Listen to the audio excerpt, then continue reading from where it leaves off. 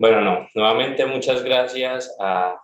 todas las personas que han hecho posible este espacio, por invitarme, por también un poco prestarle un poquito de atención a eso que vieron que podía aportar en la temática educativa en ICES y que podía aportar en este ciclo de webinar. Hoy vamos a hablar de esto, de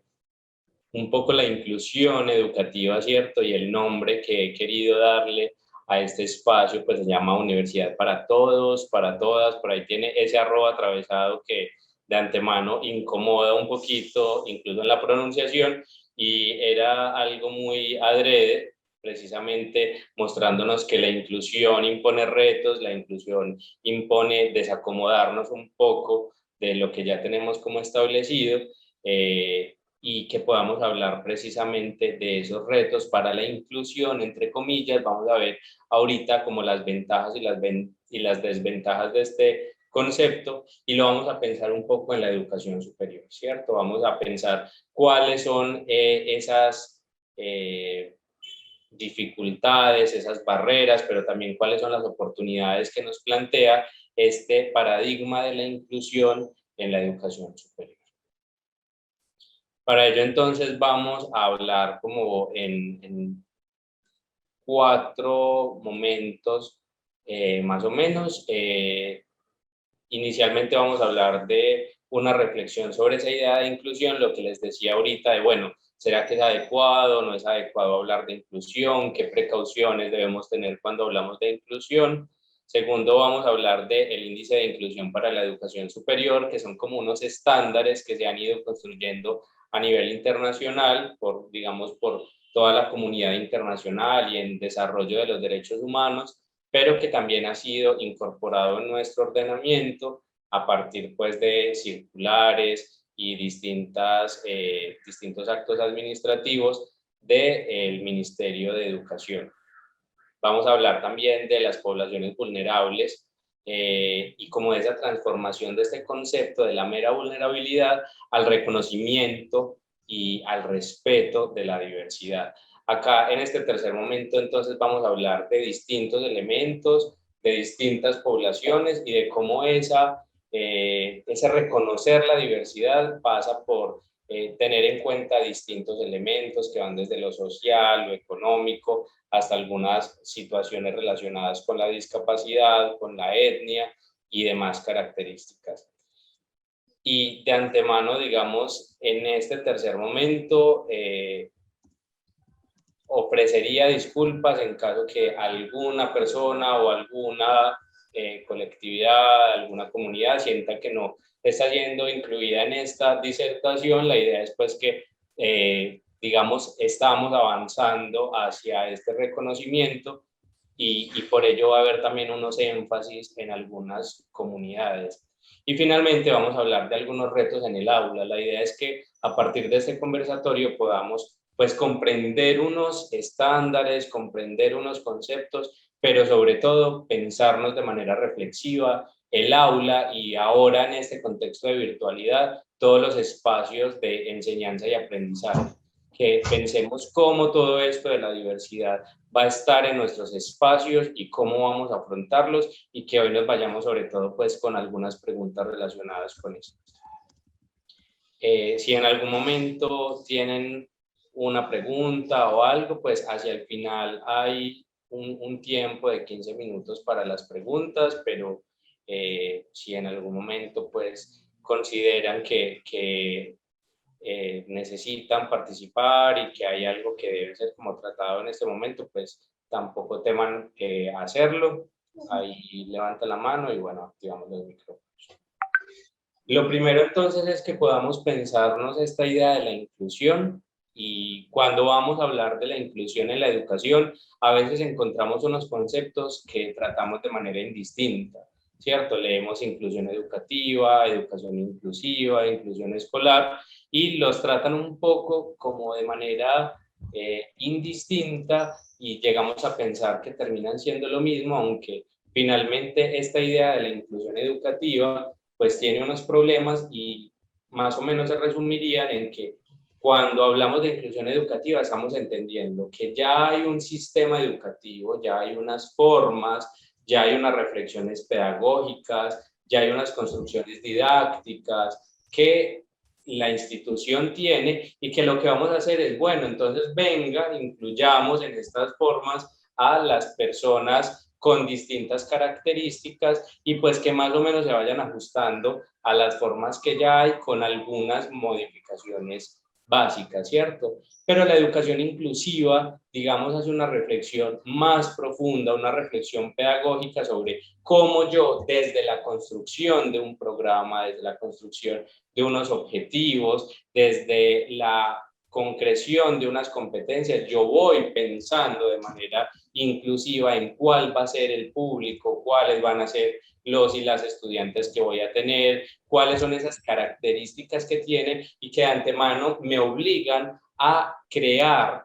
el contenido, las metodologías, las didácticas, las herramientas, pensando ya en esa diversidad, ¿cierto? Entonces, digamos que ya acabamos viendo una distinción y es que esa educación inclusiva lo que está diciendo es, vamos a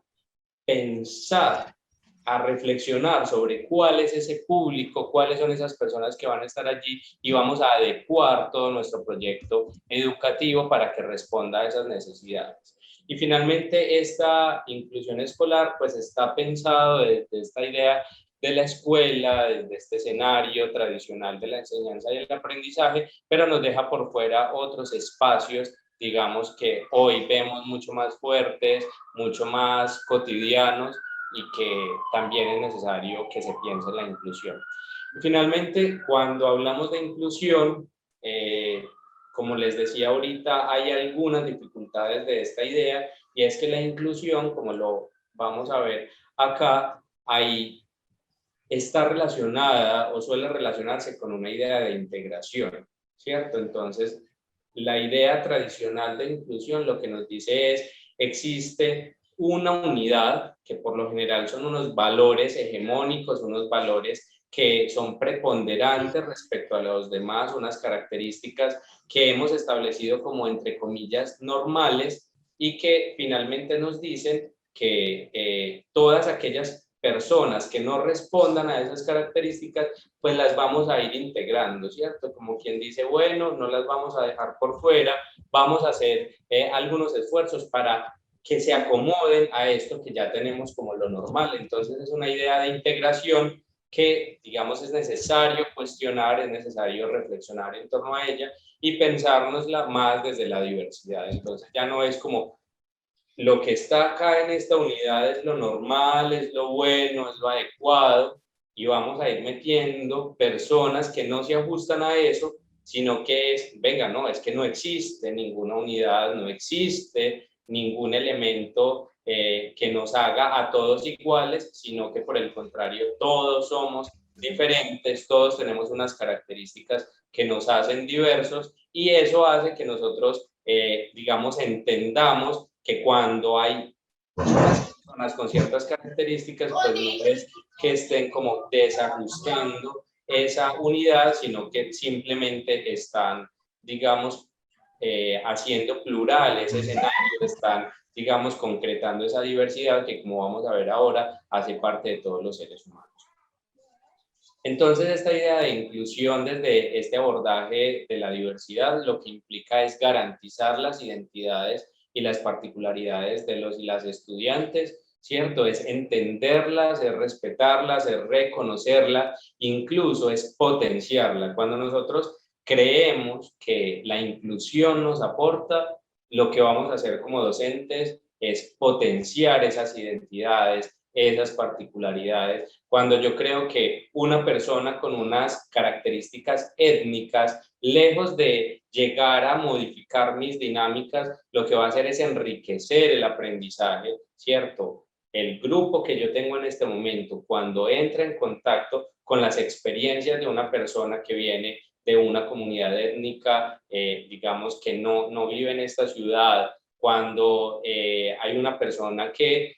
es una persona con discapacidad y empieza a ser parte de este entorno educativo, propicia otras reflexiones, propicia otros aprendizajes y genera unas interacciones que lo que hacen es enriquecer precisamente el ambiente de aprendizaje, porque desde esta consideración los estudiantes van a saber que el mundo es plural, que el mundo es diverso y que de esa diversidad finalmente aprendemos todos y todas. Esta idea de diversidad, entonces, lo que nos plantea es que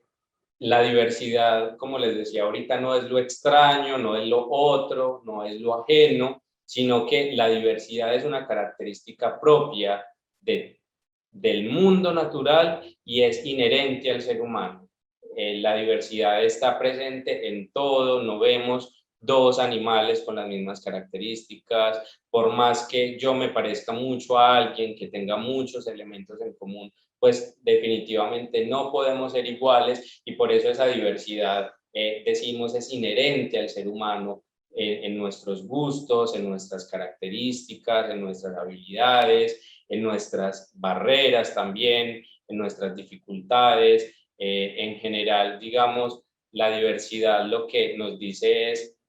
somos un universo, ¿cierto? Una cantidad inimaginada de potencialidades que es necesario reconocer en cada persona. Entonces, el que es diverso no es el otro que es extraño, sino que yo soy diverso y todos somos diversos, y reconocer esa pluralidad pues hace parte de este paradigma educativo.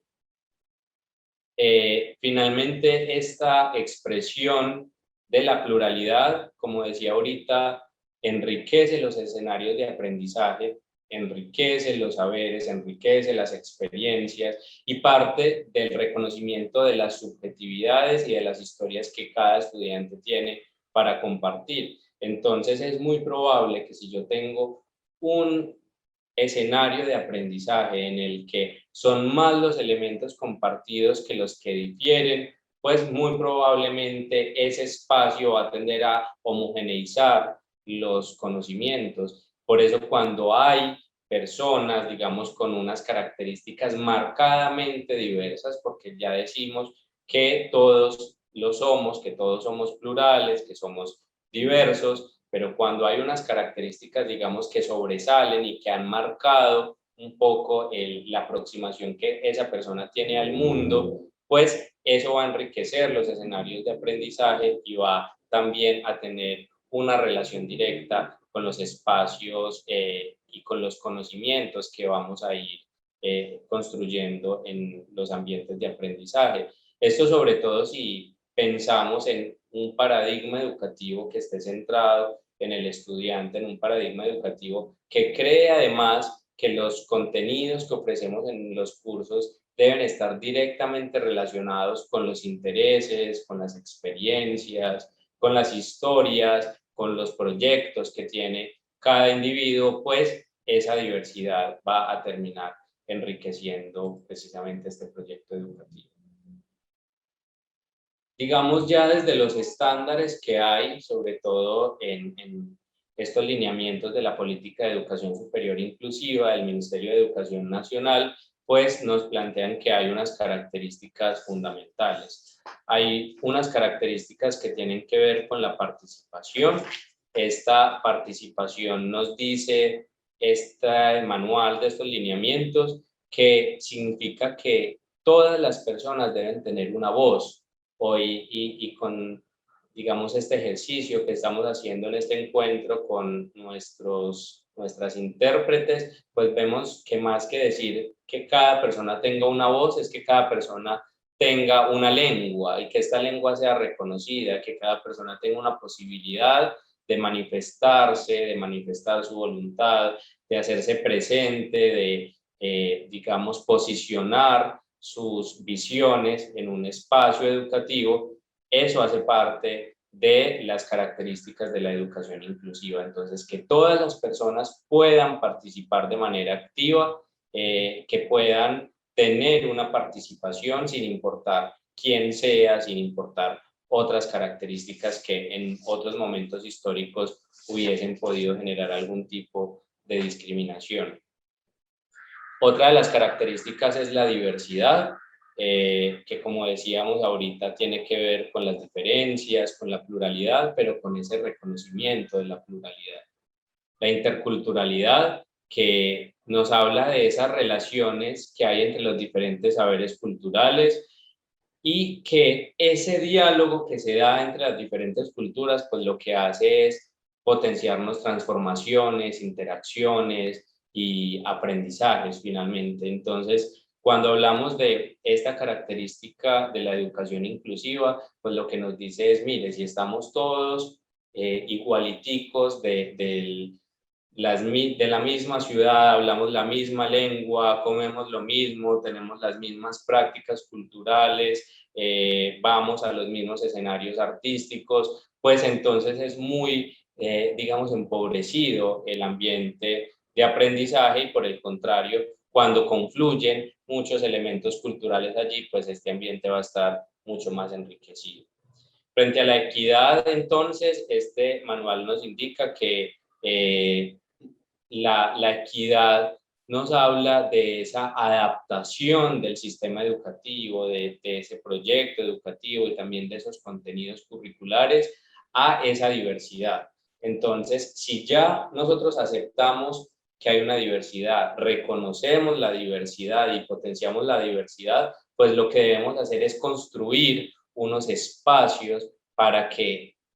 todos esos programas, todos esos contenidos de los cursos, pues estén orientados a esas necesidades y a esas características propias de las personas que están allí.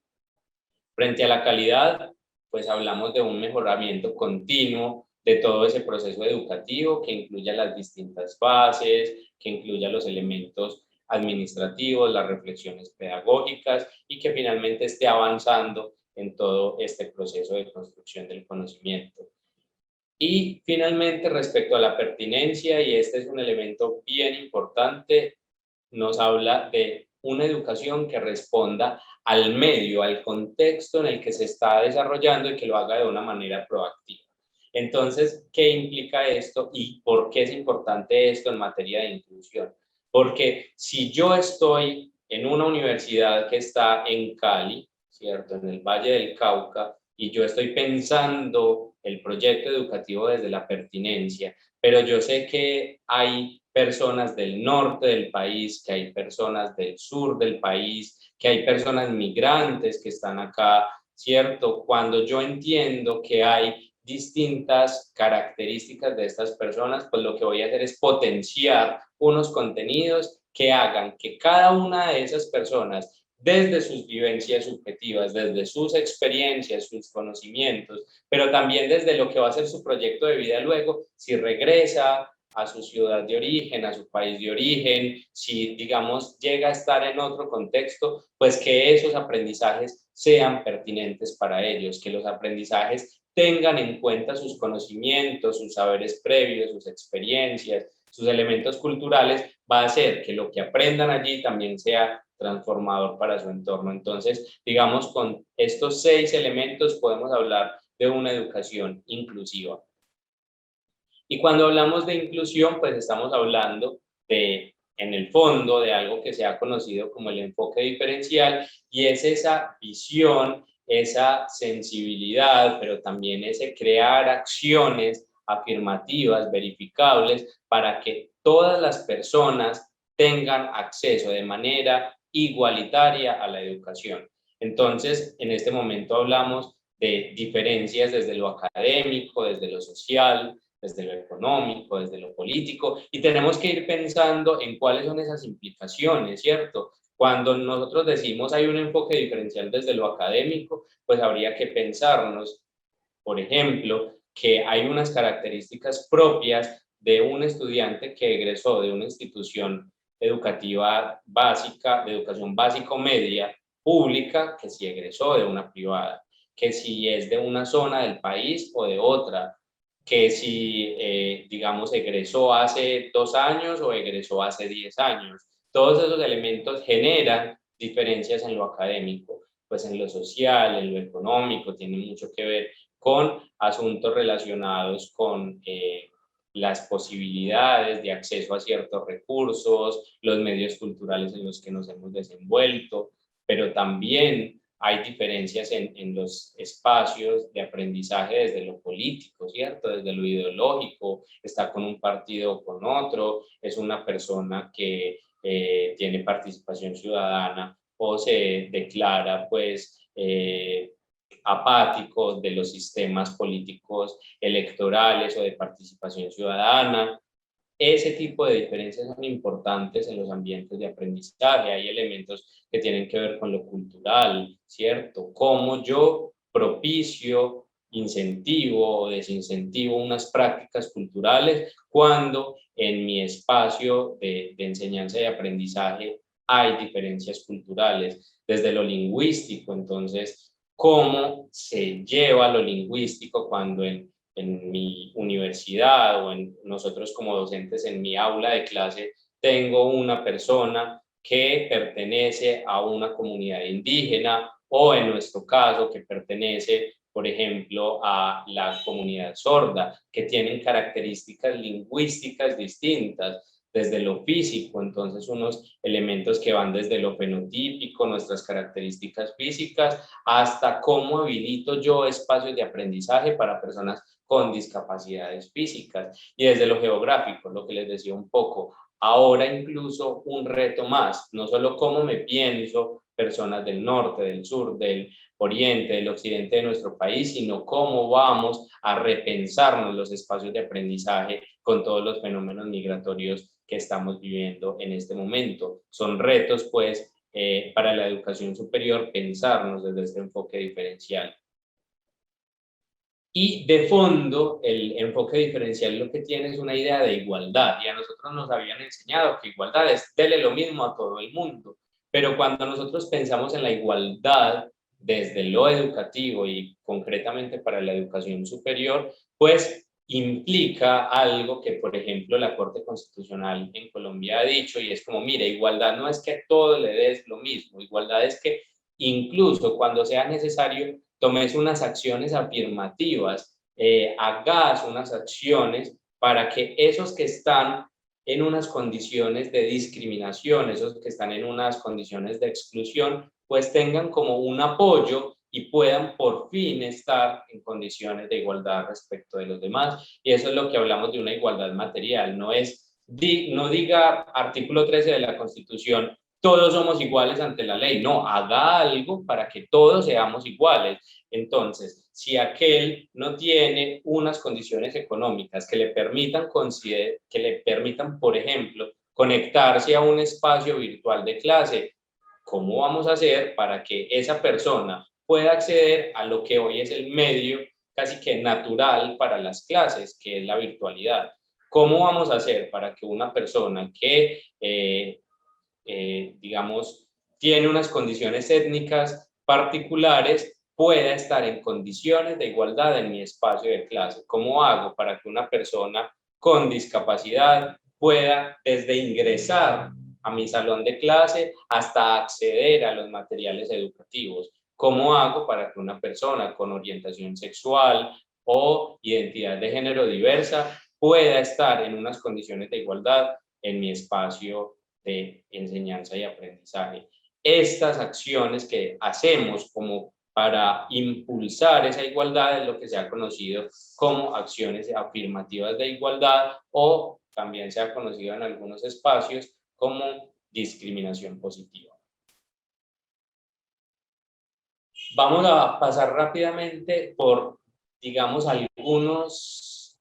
poblaciones, algunas variables que debemos tener en cuenta cuando hablamos de diversidad y cuando hablamos de educación inclusiva, y sobre todo hacernos unas preguntas relacionadas con esto. Una de las variables, pues, es la diversidad económica, ¿cierto? En nuestras aulas encontramos personas con muchas características relacionadas con lo económico y que esto tiene una incidencia real sobre cómo son sus procesos de aprendizaje y cómo yo como docente potencio,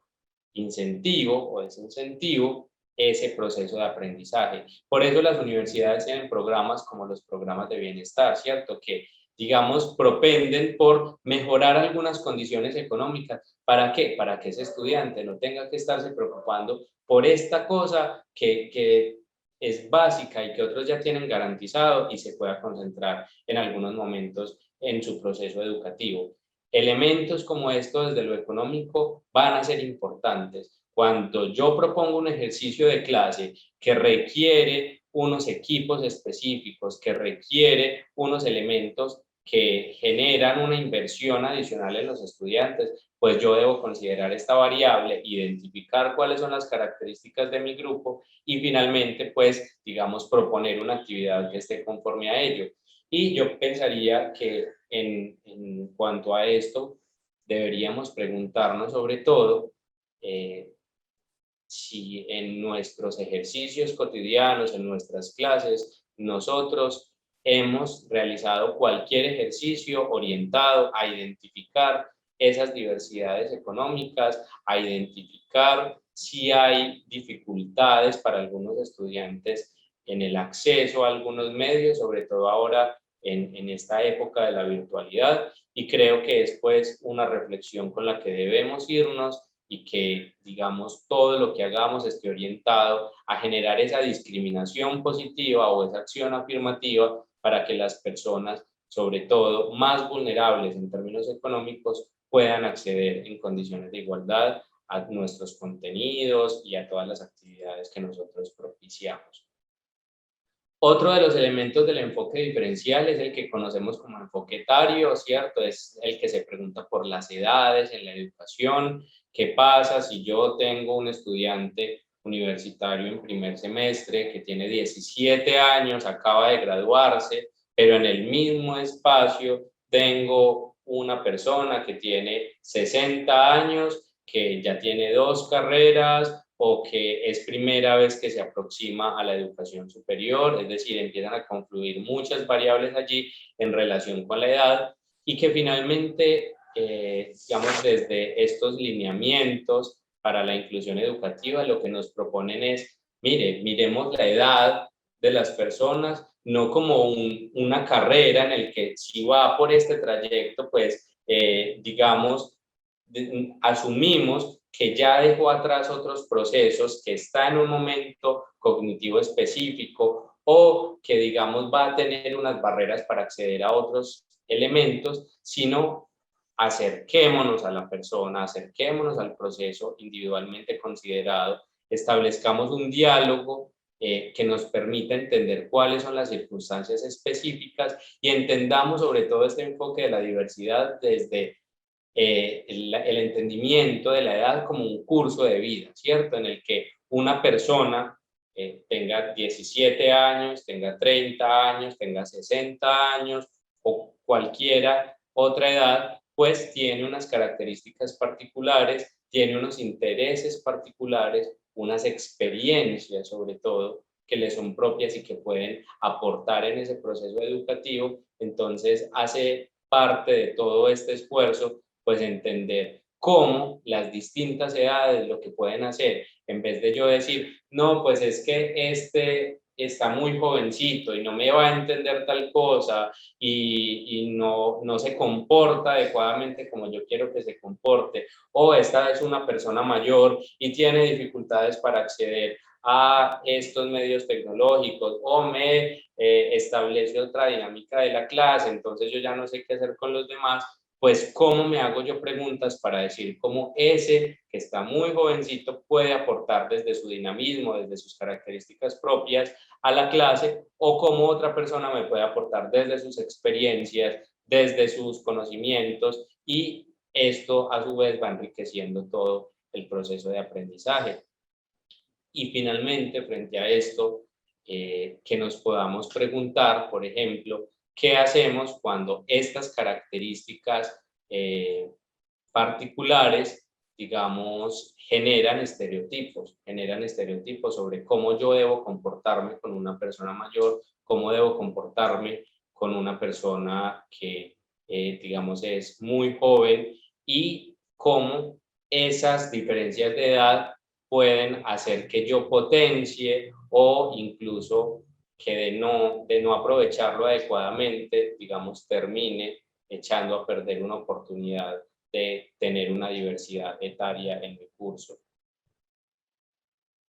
Respecto al componente étnico en la educación, digamos, hay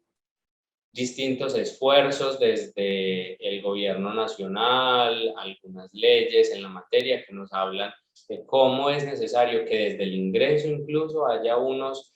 procesos especiales para garantizar, y esto es lo que llamamos como esa discriminación positiva o esas acciones afirmativas, y son unos esfuerzos para garantizar la presencia de la población afrodescendiente, negra, palenquera, raizal, rom y todas aquellas otras, digamos, comunidades étnicas que tienen unas características socioculturales propias y que pueden también aportar y enriquecer los procesos de aprendizaje. Entonces, frente a esto, digamos, hay distintos procesos organizativos propios de cada grupo étnico que deben ser respetados, unas características, unas lenguas que les son propias, unas prácticas culturales, y no debe agotarse, digamos, este enfoque o este componente en el respeto frente a sus características propias, sino como yo integro esos saberes de estos estudiantes en mis contenidos, y para allá iría la reflexión que les propondría respecto a este componente, y es cómo hago yo para que esos diferentes grupos de personas, esas diferentes características socioculturales se vean potenciadas sin que haya un posicionamiento hegemónico de una de ellas. ¿Cómo hago yo para que no haya un discurso que se posicione como verdadero frente a dos grupos que en determinadas ocasiones tengan posiciones encontradas respecto a un elemento cultural, respecto a una práctica cotidiana? ¿Cómo yo, como docente, como quien está acompañando ese proceso formativo, hago para que se potencien las características de estos dos elementos culturales sin que haya una imposición?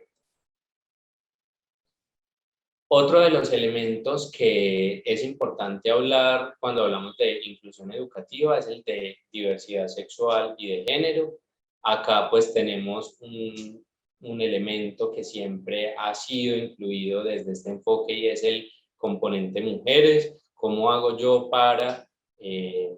potenciar,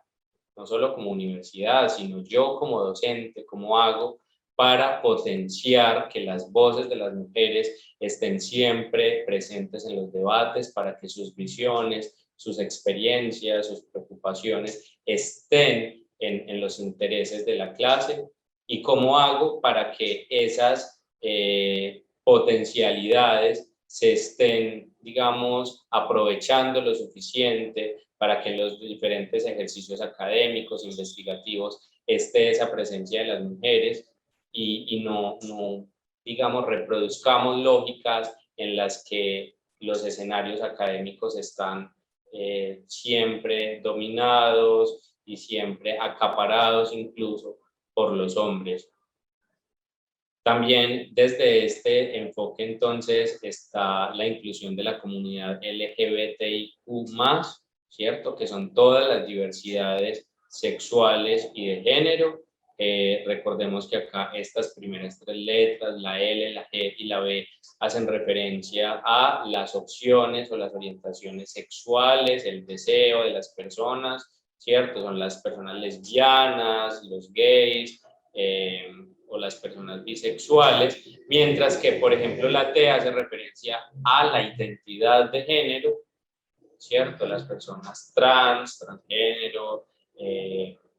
las personas transexuales, ¿cierto? Las personas transformistas, travestis y demás. La I hace referencia más a un asunto biológico, ¿cierto? La intersexualidad. Y la Q pues hace referencia a las personas queer, que son como quienes, digamos, rechazan las formas de identidad y lo que dicen es, mire, estas categorías de género, de identidad de género, de expresión de género, pues son variantes, son cambiantes y no deben determinar las unas a las otras. Estas diversidades van a estar siempre presentes en nuestras aulas de clase, en nuestros espacios de enseñanza y aprendizaje, y deben ser reconocidas, respetadas, potenciadas, y creo que un gran reto acá es pensarnos de verdad cómo hacer para reconocer estas condiciones, para que las personas que lleguen con estas características, que se identifiquen como miembros de esta comunidad, se sientan representadas en los distintos escenarios, se sientan representadas, se sientan reconocidas, ¿cierto? Que no reproduzcamos en nuestras clases estereotipos de género, que no reproduzcamos violencias de género, sobre todo, va a ser parte de ese reto, y que frente a esto podamos pensarnos, por ejemplo, ¿qué haríamos nosotros para que una persona transgénero que, digamos, no han sido tradicionalmente, digamos, presentes en los escenarios de la educación superior, esté allí, esté posicionando, digamos, su historia, su experiencia y demás, para que se sienta potenciada y reconocida en condición de igualdad, ¿cierto? Una comunidad sobre todo como estas que ha sido históricamente excluida. Finalmente, vamos a hablar sobre el componente de las personas con discapacidad, de la atención, el ingreso, la recepción de las personas con discapacidad en los escenarios de la educación superior. Y para ello es importante, digamos, hacer referencia a cuál es el estado actual frente a las personas con discapacidad, frente a cómo entendemos hoy el fenómeno de la discapacidad, y es que lo entendemos como un elemento social, como un fenómeno social. Hoy desde las convenciones internacionales en materia de derechos humanos entendemos que la discapacidad es algo que se genera entre la interacción de una persona y el entorno, ¿cierto? Hoy no entendemos un paradigma, digamos, rehabilitador, donde decimos la persona con discapacidad es alguien que debe adaptarse al entorno, es alguien que debe ajustarse a unas características, sino que hoy entendemos la persona con discapacidad como alguien que al enfrentarse a un contexto que no tiene unos ajustes adecuados, unos ajustes razonables, encuentra barreras, ¿cierto? Cuando en un aula de clase tenemos unas gradas y no tenemos una rampa, la persona con discapacidad, que en este caso es una persona usuaria de silla de ruedas, se encuentra con una barrera. Pero si de otro lado tenemos un escenario en el que un aula de clase tiene una rampa, la persona podrá ingresar en condiciones de igualdad respecto a todos sus compañeros y compañeras, y podemos hablar entonces que esa barrera que estaba generada por las gradas fue superada, y que esa interacción entre la persona y el entorno pues es satisfactoria y propició un ingreso adecuado a esa aula de clase.